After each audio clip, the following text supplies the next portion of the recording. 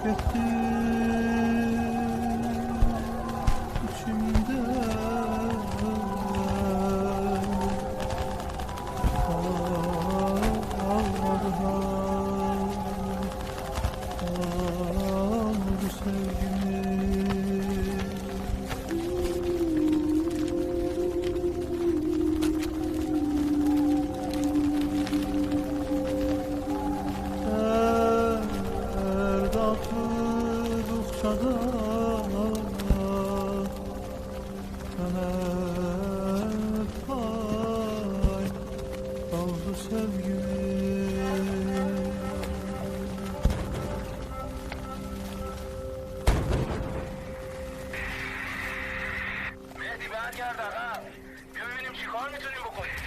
بیا احمد، نمیدونی اینجا چه خبره.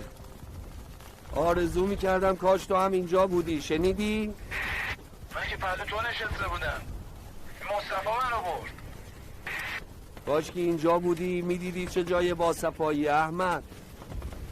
اگه بودی تا همیشه با هم میموندی.